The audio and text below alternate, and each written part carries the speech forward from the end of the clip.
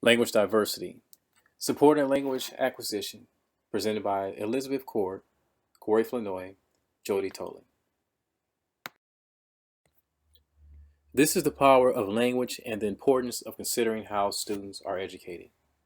Language can be defined as a means of communication that shapes culture and personal identity and socializes one into a culture group.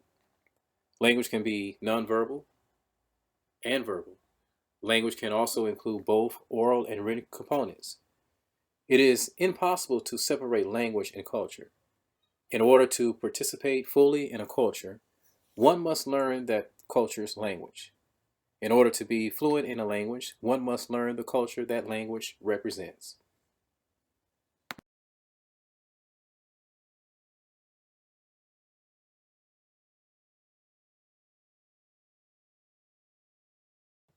In a broader context, language ability impacts a student's identity as a learner and as an achiever, making them visible in society, contributors to society, capable of succeeding instead of being marginalized.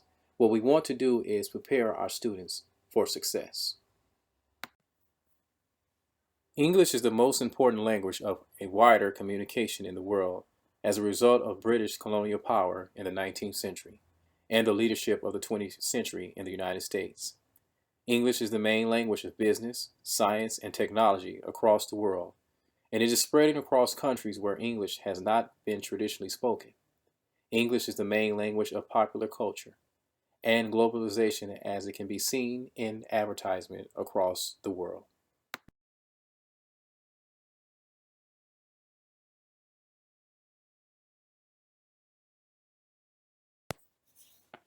According to the United States 2010 Census Bureau, the number of people 5 and older who spoke a language other than English at home has more than doubled in the last 3 decades, at a pace 4 times greater than the nation's population growth. The percentage of speakers of non-English language grew by 140%, while the nation's overall population grew by 34%. Spanish speakers accounted for the largest numeric increase nationwide. There were 23.4 million more speakers in 2007, and the Vietnamese speaking population accounted for the largest percentage increase of 511%, 1 million speakers, over the same time frame. According to the Department of Education, in 2012-2013, 5 of the 6 states with the highest percentage of English learner students in their public schools were in the West, in the District of Columbia, and 6 states, Alaska, California, Colorado, Nevada, New Mexico, and Texas. 10% or more of public school students were English learners, constituting 22.8% of the school enrollment population in the state of California. As noted, California has the largest number of English learners in public education. 43% of students in California schools speak a language other than English at home. California's K-12 public schools teach 1.4 million English learners, mostly in the elementary grades. According to the California Department of Education, more than 60 languages are spoken by California school children, but the vast majority of English learners, 84%, speak Spanish. Other languages such as Vietnamese, Chinese, Punjabi, Filipino, and Russian are also among the most represented world languages in California. This large, diverse student population, coupled with state regulations for English language instruction, make California a useful place to review effective language acquisition strategies for English learner students. There have been several federal and state actions that have tried to address the issue of equality in education. The 1974 decision brought by non-English speaking Chinese American students against the San Francisco School District resulted in a decision that required all U.S. public schools to effectively teach all students, regardless of language, thus promoting bilingual instruction. However, in 1998, California voters passed Proposition 227, limiting access to bilingual instruction in California schools, which means that California teachers must teach in English, even if students don't understand English. An important goal of No Child Left Behind Act, signed into law in 2002, is meant to narrow the achievement gap between minority and non-minority children, especially between disadvantaged students and their more affluent classmates. It focuses on providing high-quality education and measuring students' academic achievement through standardized testing in reading and math. The No Child Left Behind Act requires all testing in English and requires all public schools to publish student achievement results, including the results of non-English speaking students who are tested in English. These results are used to determine whether schools are meeting the required standards. Underperforming schools face decreased funding and other punishments meant to increase accountability. These political and financial pressures create a need for schools to promote rapid language acquisition among English learners. Educators have created instructional strategies to scaffold English learners and support language acquisition. The process of promoting language acquisition through creating comprehensible input is based on the conceptual framework of Dr. Stephen Krashen. These language support strategies promote rapid language acquisition, allow teachers to convey knowledge non-linguistically, and allow students to gain access to the content while developing English language proficiency. This model of building language skills differentiates between acquisition, defined as subconscious exposure to language in meaningful contexts, versus learning, which involves knowledge gained through direct teaching.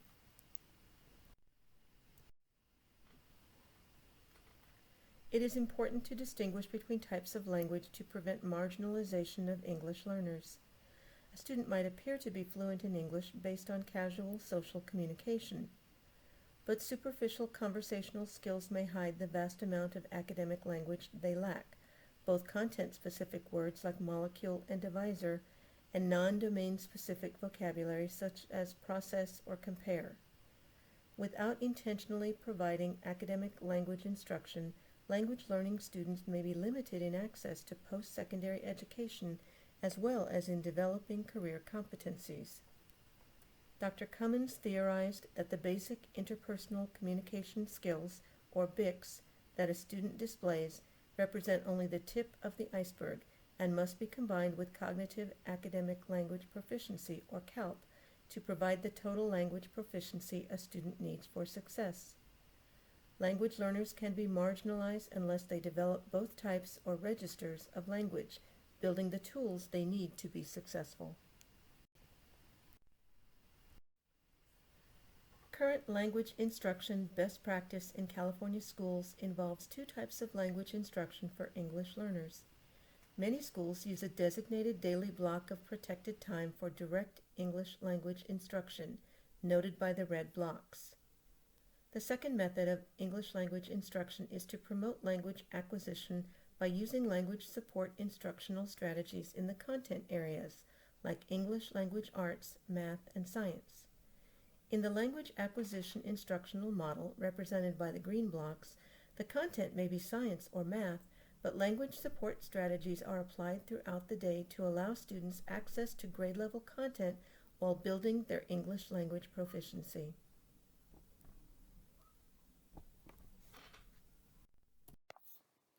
The ability to engage in appropriate discourses in the society, as described in Guy's article, Discourses and Literacies, impacts school success, what type of job they're qualified for, wage levels and opportunities, and the ability to engage as a citizen, such as understanding what's going on in the community, the state, or the nation. But first, students need to learn how to communicate and learn in school. Connecting current research to effective instructional practices, Dutrow and Hellman recommend that explicit language instruction provides support in learning the structures and vocabulary of the English language, as well as the academic language they need in order to engage with the subject matter content in class.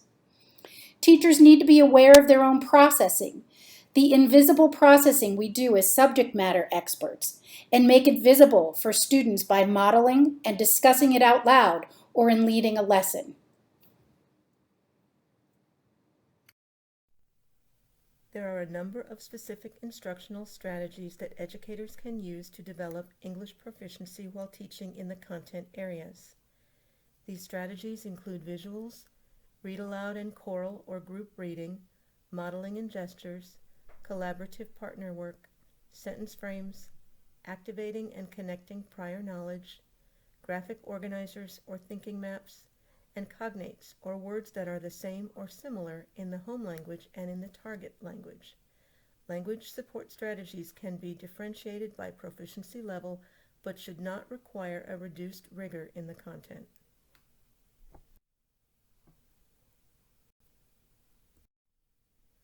Sentence frames provide the structure of language to scaffold language learners to the next level. Limited vocabulary knowledge can be expanded by using complete sentences, providing authentic practice in English grammar and structure. The colored sentence frames are differentiated by language proficiency level, so a beginning English learner might be asked to fill in the blank on the first sentence strip, then say or write the sentence. The yellow and orange sentence strips support more advanced English learners. Sentence frames create structural support that can allow even a newcomer with very limited English vocabulary to effectively produce grammatically correct English sentences.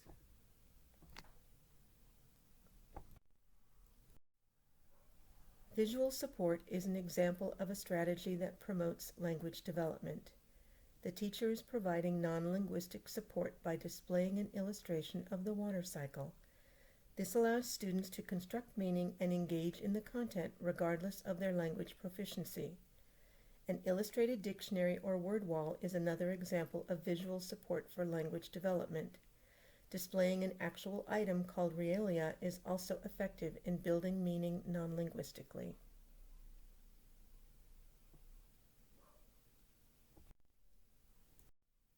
Students need to practice in all 4 literacy domains to gain fluency, including listening, speaking, reading, and writing. Students can consolidate their language learning by speaking the target language. This encourages clarity of thought and organization of language skills to speak effectively. To promote language acquisition, educators provide multiple opportunities for students to speak with and listen to their peers in the classroom every day. This builds both listening comprehension skills and oral language production skills. Oral language production strategies might include pair share, group projects, or choral reading, where students read aloud together. Students need academic language to be college or career ready, in addition to the conversational language they are learning socially. Academic language is explicitly taught, front-loaded at the beginning of a lesson, and integrated into the lesson, not just a vocabulary list. Academic language can be content-specific, including math terms like quadrant, integer, and ratio, or it can be non-domain specific, like procedure, synthesis, and compare. After front-loading, teachers integrate the vocabulary throughout the lesson, both modeling the use of academic language and requiring students to appropriately use academic language vocabulary. In California, English proficiency progress of English learners is assessed annually in all public schools using the California English Language Development Test, or CELT.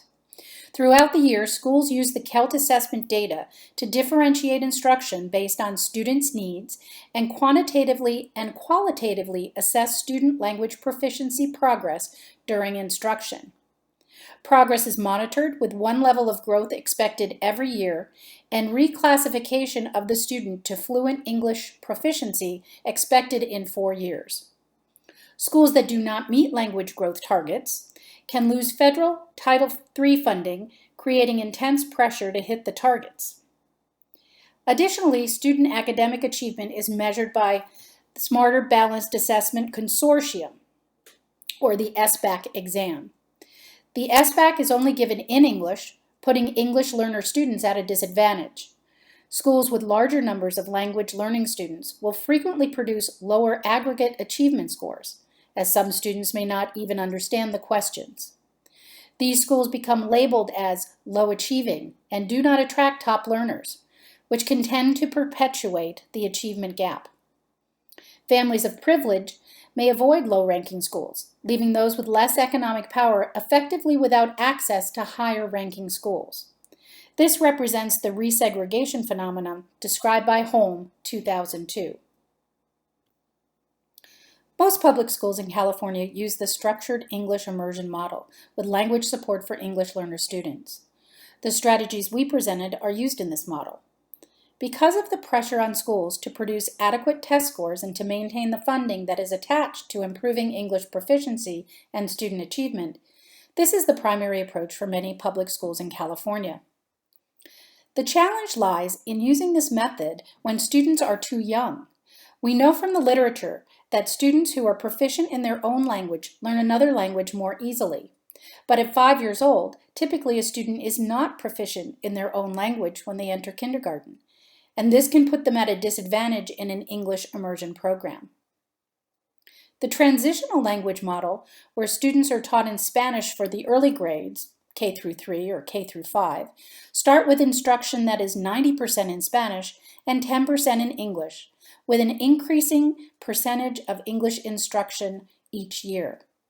These programs are composed almost of 100% English learners. In this model, teachers are using Spanish to help students prepare to learn English, helping them along in the transition. Teachers are not teaching Spanish and students are not learning Spanish. The goal is not to be bilingual, but to transition to English-only instruction by 4th grade. By the end of 5th grade, students should be proficient in English and speak a small amount of Spanish outside the home. The risk with this approach is that students often lose the ability to speak their home language, which often interferes with communication with their parents or other family members. In the two-way bilingual immersion model, students from English and Spanish-speaking homes each comprise about 50% of the enrollment in class. Both languages are taught equally, with literacy in both languages as the end result. From K through 8, the goal is that students are proficient in both languages. These programs are popular among parents who value bilingual ability, as an outcome, over English-only instruction and test results, despite research evidence showing lower gains in proficiency in lower grades. However, many Latino families still recognize that English is the language of opportunity and want their student to speak English.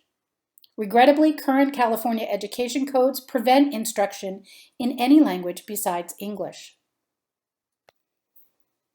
For any language acquisition program to be successful, there needs to be a clear shared vision at the district and school level with values around high quality and collaboration.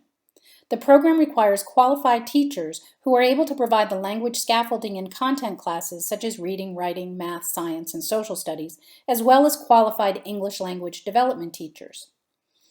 Teachers, like many of us, don't always find collaboration easy.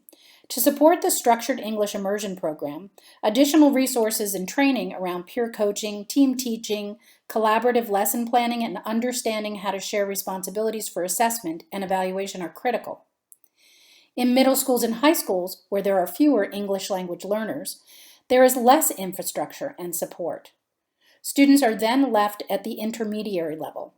These students have the challenge of learning advanced academic material in addition to learning English. Researchers have noted that this puts students at the risk of dropping out due to negative feelings, frustration, and a subsequent lack of interest in school. In light of our course readings, we wanted to point out that the structured English immersion approach and the strategies outlined in this presentation are deficit-focused, looking to fix the student. California has chosen this approach due to legal requirements and resource constraints. But what if the student's right to use one's linguistic and cultural resources for learning? Additional research is needed to determine how this approach may impact students' motivation and interest in school. Overall, the goal of English language acquisition is for students to learn English in order to achieve success in school and in employment in high-wage jobs that contribute to the state's and nation's economic competitiveness. As a universal language, English language can create global citizens who take active roles in society. The strategies we shared with you in this video are effective in helping students learn the language to move up academically, but more data is needed to determine how successful they will be over time in reaching these broader goals. We hope you found this presentation interesting and food for thought for our discussion in class on Tuesday.